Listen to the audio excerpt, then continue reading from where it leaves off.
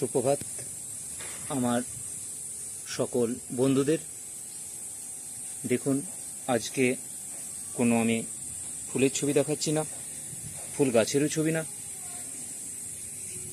এগুলো পাতাবাহার।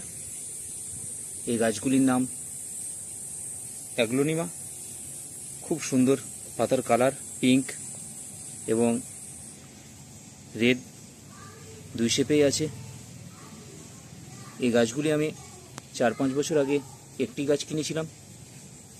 একটি থেকেই আমি এতগুলো গাছ তৈরি করেছি। যে এই ঝোপালো আকৃতির যে গাছটি দেখতে পাচ্ছেন বা আরও যে গাছগুলি দেখতে পাচ্ছেন, ছোটই টবে আছে। এই গাছটি আছে 10 ইঞ্চি টবে। গাছটি লাগানো হয়েছে বালি, বাগানের মাটি, তার সাথে ভার্মি কম্পোজ হোক বা কাউডাং গোবর সার হোক, এগুলো দিয়েই গাছটি লাগানো আছে। হ্যাঁ, প্রথম কথা, এই গাছগুলি ইনডোর প্ল্যান্ট হিসেবেই সবাই বাড়িতে সাজিয়ে রাখে। খুব ভালো অক্সিজেন সাপ্লাই করে।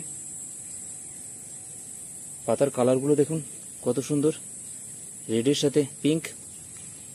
অনেক অ্যাগ্লোনিমার ভ্যারাইটি আছে, 200-র ওপর।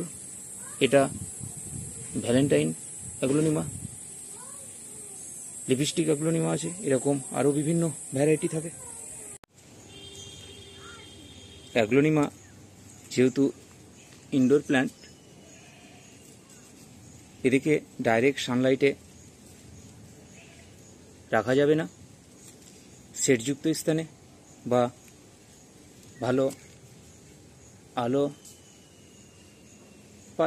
থাকে সেই সব স্থানে গাছগুলিকে রাখবেন, তাহলে এই পাতার কালারও খুব সুন্দর আসবে। এগুলোকে সরাসরি সূর্যের আলো দেওয়া যাবে না অনেকক্ষণ। সকালে 2-1 ঘন্টা আলো পেলে কিছু ক্ষতি নেই, কিন্তু খুব অন্ধকারেও গাছগুলিকে রাখবেন না। এই গাছগুলি আমার কোনো ইনডোরে নেই, বাড়ির সামনে আমার বাগানেই এই গাছগুলি আছে।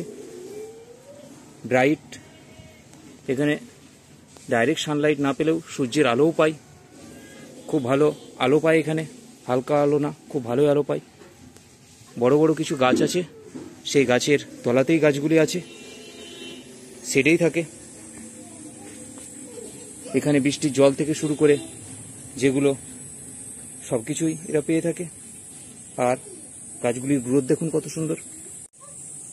একটি গাছই আমি কিনে এনেছিলাম, তখন অনেক গাছগুলির দাম ছিল 350-400 করে।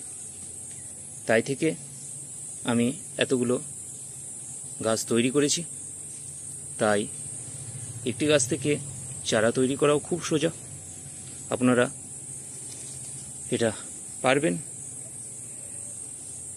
দেখুন কত সুন্দর, পাতা দেখেই মন ভরে যায়। এই বর্ষার জল পেয়ে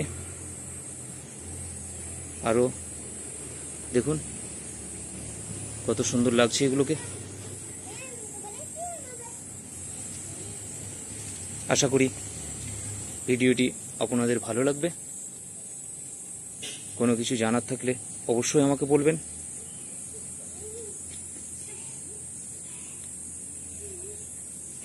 ভিডিওটি ভালো লাগলে অবশ্যই একটি লাইক করে দেবেন।